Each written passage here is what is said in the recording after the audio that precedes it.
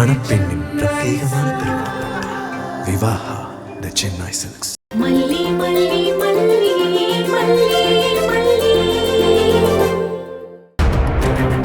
வீட்ல கிடக்குற பர்னிச்சர் மாதிரி தான்னு மல்லி அன்னைக்கு சொன்னாரு உங்க மாப்பிள்ள தம்பி.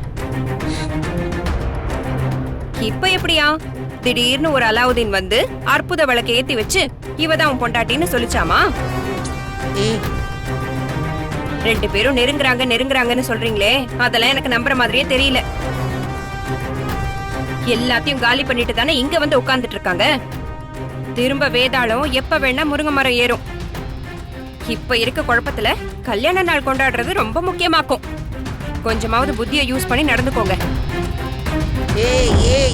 என்ன அப்படியே விட்டா நீளமா பேசிட்டே போற?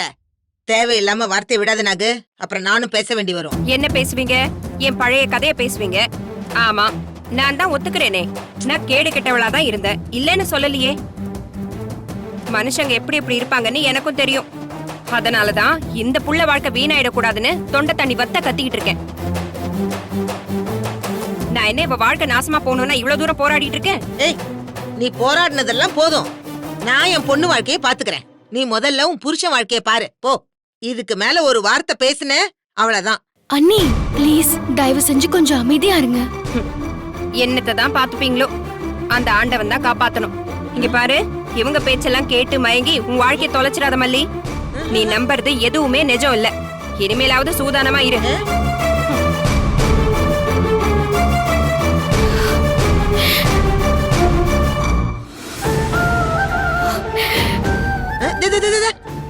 இவ கிடக்குறாப்புல.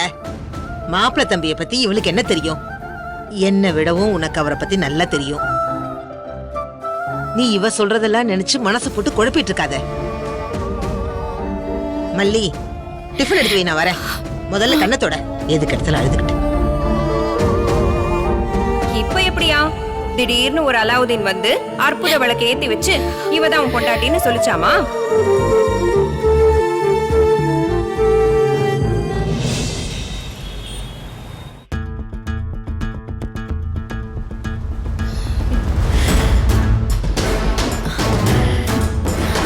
ராஜிமா, என்ன என்ன ரொம்ப ஹாப்பியா இருக்கீங்க? இனிமே நாம என்னைக்குமே ஹாப்பியா தான் இருக்க போறோம். இனிமே தான் நமக்கு நல்ல நேரமே ஆரம்பிக்குது. அப்புறம் எல்லாமே நம்ம ராஜ்யம் தான். என்ன சொல்றீங்க? செம்ம இன்ட்ரெஸ்டிங்கா இருக்கே.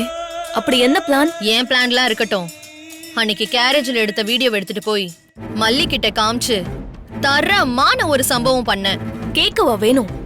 நீங்க இறங்கிட்டீங்கன்னா அடிச்சு துவம்சம் பண்ணாம விட மாட்டீங்களே. இதுதான் என்னோட ஒரிஜினல் வெர்ஷன். ஒருத்தங்களை காலி பண்ணணும்னு நினைச்சிட்டேன்னு வச்சுக்கோயேன், சல்லி சல்லியா அவங்கள காலி பண்ணியே தீருவேன். நம்மள விட்டுட்டு போயிட்டாங்கல்ல, போய் தொலையட்டும் அப்படின்லாம் விட்டுற முடியாது. இவங்க கிட்ட வம்பு வச்சுக்கிட்டது எவ்வளவு பெரிய தப்புன்னு வாழ்க்கை முழுக்க அவங்க ஃபீல் பண்ற மாதிரி துரத்தி துரத்தி அடிக்கிறது தான் என்னோட ஸ்டைலே. நீங்க சொல்றது மாமா மல்லி விஷயத்துல 100க்கு 100 கரெக்ட். வெளியில போயாச்சு, எப்படியாவது வேலை பார்த்து சாப்பிட்டு காலத்தை ஓட்டலான்னு பிளான் பண்ணிருப்பாங்க. ஆனா நீங்க விடாம டார்ச்சர் பண்றீங்க பாருங்க, வேற லெவல். மல்லிக்கும் விஜய்க்கும் அடுத்து ஒரு பெரிய சம்பவம் சுட சுட ரெடி ஆயிட்டு இருக்கு ரஞ்சி. நீங்க என்ன சொல்றீங்க ராஜிமா? இதுக்கு மேலயுமா? செத்துக்கிட்டு தொலைஞ்சிட போறாங்க. நமக்கு எதுக்கு அந்த பாவம்? இத பாரு, ஒன்னு தெரிஞ்சுக்கோ, ராஜேஸ்வரிய எதிர்த்தவங்க அவங்க சாகுற வரைக்கும் ஏண்டா இவ கிட்ட வச்சுக்கிட்டோன்னு நொந்து போய் சாவாங்க. அதுதான் அவங்களுக்கு முடிவும். நீங்க ஆல்ரெடி செஞ்சது எல்லாமே தரமானதுதான். ஆனா என்ன ஆனா? புருஷன் கராஜ்ல வேலை பாக்குறது தெரிஞ்சதுமே, அதுவும் எல்லாருக்கும் தெரிஞ்சதும், அங்க ஒரு பிரளயம் நடக்கும்னு நினைச்சேன். ஒரே அழுகாட்சி சீனா இருக்குமே, பாக்கணும்னு வெயிட் பண்ணிட்டு இருந்தேன். ஆனா அந்த மாதிரி எதுவுமே நடக்கலையே. ஆனா அந்த மல்லி, ஆமா அதுக்கு என்ன, என் புருஷன் கராஜ்ல தான் வேலை பாக்குறாரு, இப்ப என்னங்கிற ரேஞ்சில தானே அவ பேசினா. புஸ்ஸன்னு போயிடுச்சே. கரெக்ட் தான், அவளுக்கு ரொம்ப திமிரு கூடி போச்சு. அது சரி, இங்க சொட்ட தண்ணி கூட கலக்காம சட்டி சட்டியா பால் குடிச்சால அந்த கொழுப்பு இப்ப அங்க வர காபி குடிக்கும் போது கூட அடங்க மாட்டேங்குது. வர காஃபியும் இனிமே வராத காஃபியா தான் ஆக போகுது. என்ன சொல்ல வரீங்க?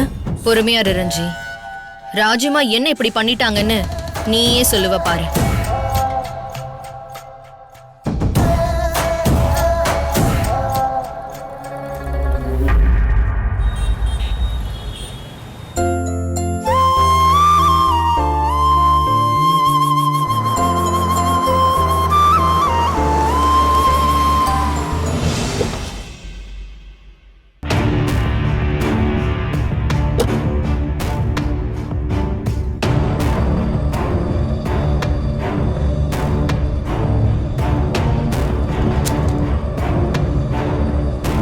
வாங்க மேடம்.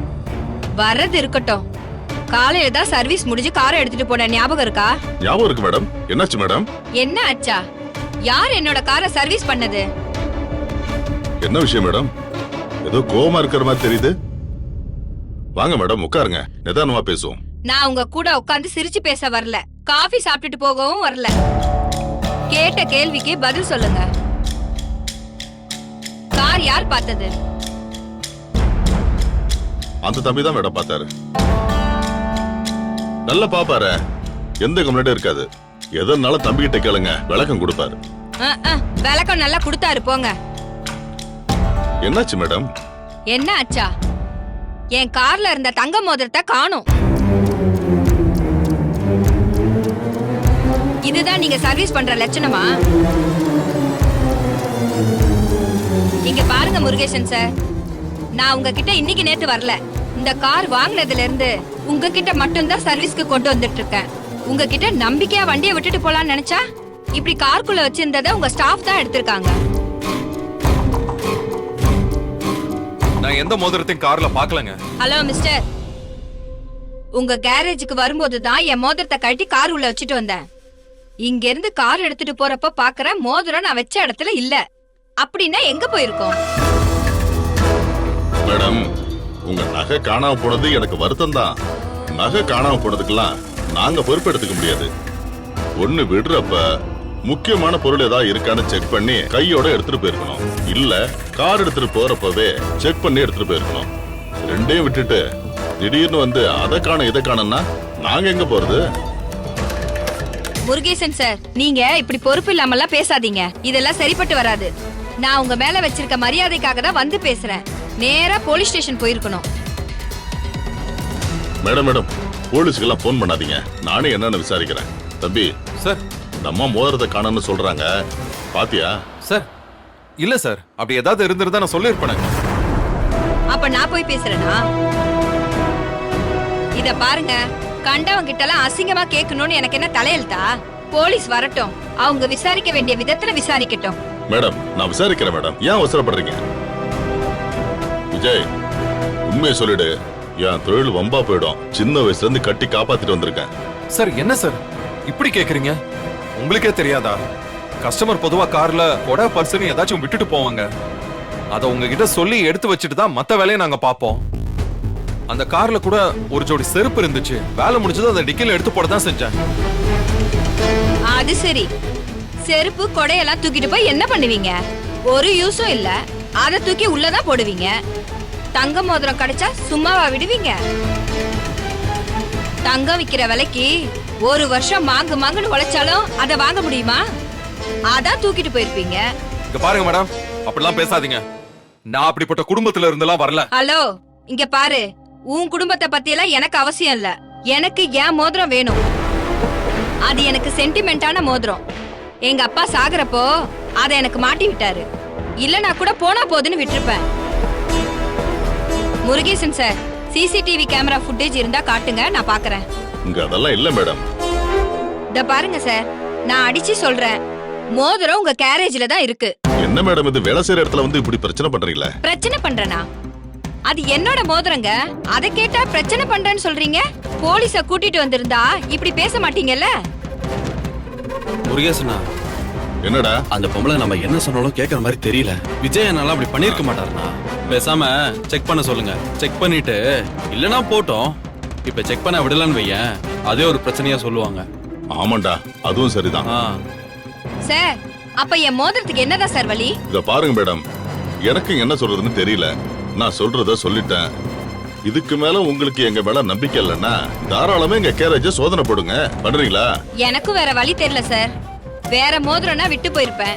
என் அப்பா எனக்கு ஆசையா போட்டு விட்டது. இன்னைக்கு அவர் எங்க கூட இல்ல. எங்க அப்பா நினைவா அது என் கூடவே இருந்துச்சு. அதான் பாக்குறேன். நான் செக் பண்றேன் சார். இல்லனா செக் பண்ணிருக்கலாமோன்னு உறுத்திக்கிட்டே இருக்கும். சரிங்க மேடம், பாத்துருங்க. விஜய், சின்ன மேடத்துக்கு ஹெல்ப் பண்ணுங்க. மேடம் வாங்க மேடம்.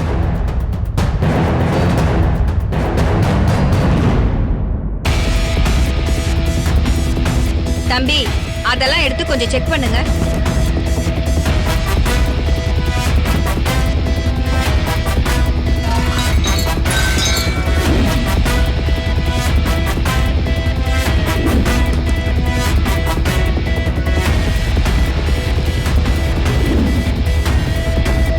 அந்த டூல்ஸ் பாக்ஸ் யாருது?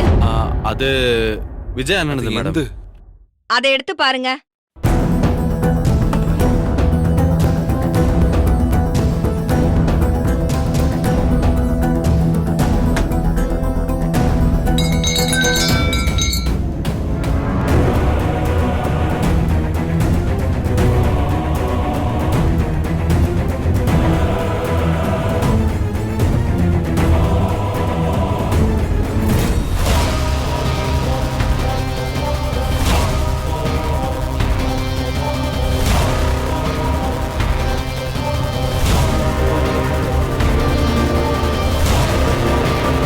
இது எப்படி என் டூல்ஸ் பாக்ஸ்க்குள்ள?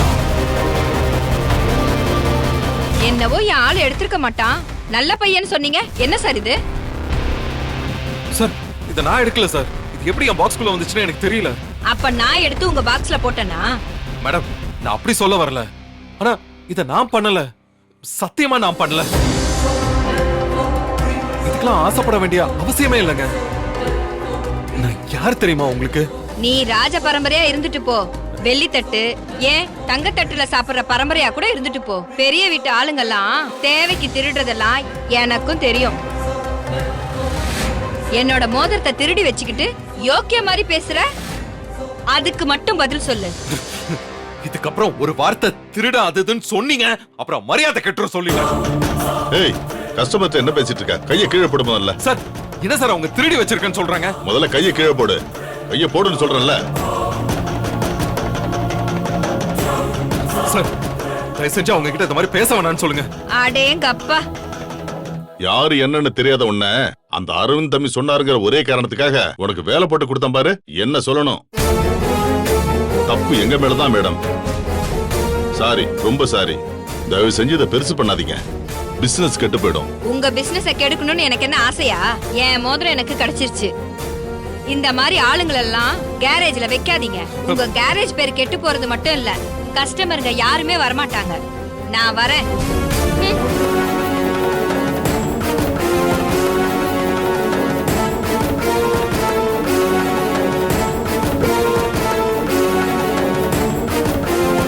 சார், இதுக்கும் எனக்கும் எந்த சம்பந்தமும் இல்ல. அந்த மோதிரம் எப்படி என் டூல்ஸ் பாக்ஸ்ல வந்துச்சுன்னு எனக்கு தெரியல.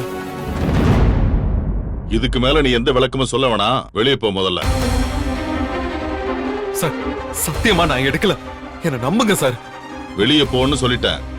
இதுக்கு மேல இந்த பக்கம் வந்த நானே உன்னை போலீஸ்ல புடிச்சு கொடுத்துருவேன். போயிடு.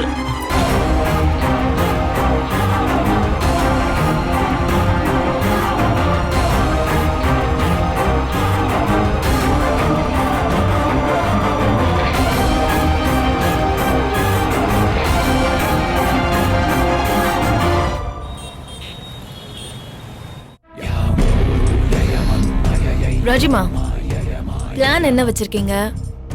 எப்ப எக்ஸிக்யூட் பண்ண போறீங்க? எதுவுமே சொல்ல மாட்டேங்கிறீங்களே, அவ்வளவு சஸ்பென்ஸா? எப்ப எக்ஸிக்யூட் பண்ண போறேன்னா, இப்ப இந்த நேரத்துக்கு என்னோட கணக்கு சக்சஸ்ஃபுல்லா முடிஞ்சிருக்கும். ஆக்சுவலி எல்லாமே முடிஞ்ச இந்நேரத்துக்கு போனே வந்திருக்கணும்.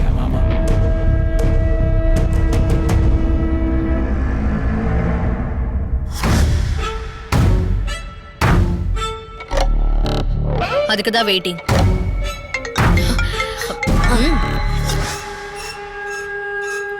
என்ன சின்னா, முடிஞ்சுதா?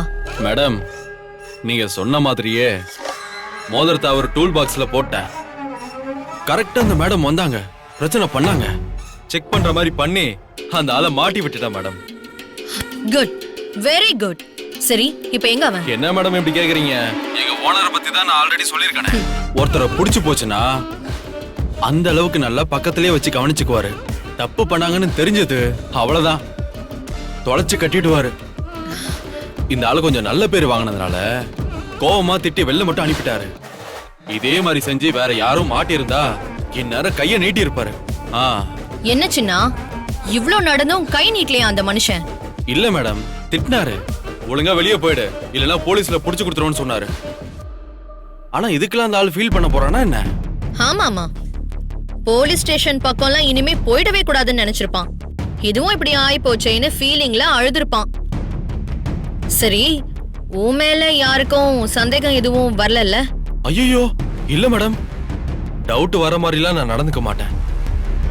Thank you so much. சரி, நான் வச்சிடுறேன். மேடம் மேடம், என்னாச்சு? இதான் என்னோட நம்பரு, எல்லாத்துக்கும் ஒரே நம்பர் தான். சேவ் பண்ணி வச்சிருக்கேன், எதுவும் தேவைன்னா கூப்பிடுறேன். இல்ல மேடம், அது வந்து ஏதாச்சும் பார்த்து செய்யறேன்னு சொன்னீங்க. மறப்பேனா? அதெல்லாம் கரெக்டா வந்து சேரும். ஆ, என் போனை கட் பண்ணதும் அடுத்த மெசேஜ் பணம் கிரெடிட் ஆயிடுச்சுன்னு வந்திருக்கும். போதுமா? ரொம்ப நன்றி மேடம். ம். ராஜிமா, என்னாச்சு? இரு, பணம் அனுப்பிச்சிட்டு வரேன்.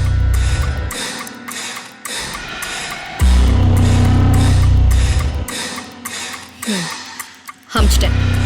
ரஞ்சி, கேரேஜ்ல வேலை கிடைச்சிருச்சுன்னு தானே மல்லி அந்த ஆட்டம் ஆடினா? ஆமா, அவமானப்பட்டு நிப்பான்னு பார்த்தா அவளுக்கு தான் உழைச்சி சாப்பிடுறோம் ஏக பெருமையா இருக்கேன். இப்ப அந்த வேலை இருந்தா தானே சாப்பிட முடியும். என்ன சொல்றீங்க ராஜிமா? கேரேஜ்ல விஜய் பார்த்த வேலையும் காலி பண்ணியாச்சு. இனிமே அந்த பக்கம் வந்தா போலீஸ்ல புடிச்சு கொடுத்துருவேன்னு முதலாளி துரத்தி விட்டுட்டாராம். ராஜிமா, பின்னிட்டீங்க. நீங்க பெரிய வேலை பண்ணிட்டீங்க.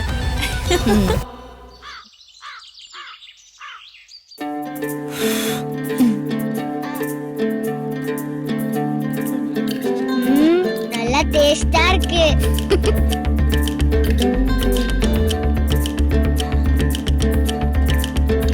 இதுக்கு பேர் என்ன மல்லியம்மா? இதுக்கு பேரு குழிப்பணியாரம் வெண்பா குட்டி. அம்மா உனக்கு வெல்லம் போட்டு செஞ்சு தந்திருக்கேன். எங்க பாட்டி கருப்பட்டி போட்டு செஞ்சு கொடுப்பாங்க. கார பணியாரம் கூட செஞ்சு தரேன், அதுவும் நல்லா இருக்கும்.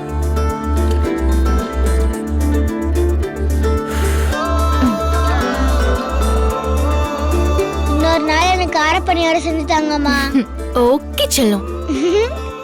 மல்லியம்மா, இன்னைக்கு டிஃபன்லாம் செஞ்சிருக்கீங்களே, டெலிவரி கொடுக்க போலியா? எனக்கு லீவா? இல்லடா செல்லம், போகணும். உங்களுக்கு லஞ்ச் ரெடி பண்ணிட்டு டாடாக்கு கேரேஜுக்கு சாப்பாடு எடுத்துட்டு போகணும். அப்புறம் தான் டெலிவரிக்கு போகணும். அம்மா, பிக் பாட்டி வந்துட்டாங்கன்னு நினைக்கிறேன்.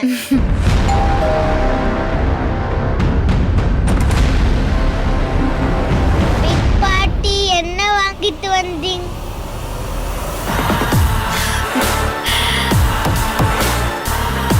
ஹாய்.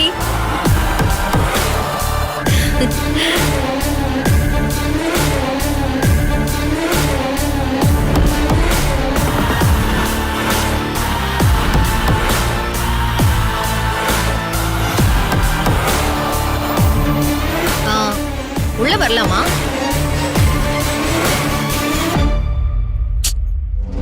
என்ன மல்லினி, உன் வீட்டை தேடி நான் வந்திருக்கேன், வான்னு ஒரு வார்த்தை கூப்பிட மாட்டியா? அங்க நீ இருக்கும்போது வீட்டுக்கு வர எல்லாரையும் உள்ள வாங்க, உட்காருங்க, காஃபி சாப்பிடுங்க, டிஃபன் சாப்பிடுங்கன்னு அவ்வளோ உபசரிப்ப. இப்போ உன் வீட்டுக்கு நான் வந்திருக்கேன், ஆனா ஒண்ணுமே சொல்ல மாட்டேங்கிற. அது சரி, உனக்கு என் மேல கோவம் இருக்கலாம், ஆனா அதுக்கு வாசலுக்கு வந்து நின்னவள வான்னு இப்படி கூப்பிடாம இருக்கலாமா? வான்னு ஒரு வார்த்தை கூப்பிட மாட்டியா? இப்ப நான் திரும்பி போயிடுவேன், ஆனா அது உனக்கு நல்லது இல்லல்ல. சரி, நானே உள்ள வரேன். வாங்க வாங்க, வா மல்லி, வா, உள்ள வாங்க.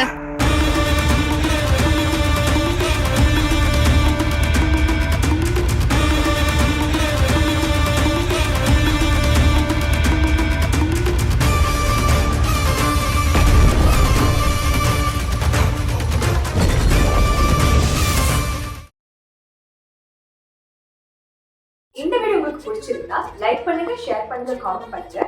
மறக்காம சரிகமா டிவி ஷோஸ் தமிழுக்கு சப்ஸ்கிரைப் பண்ணுங்க.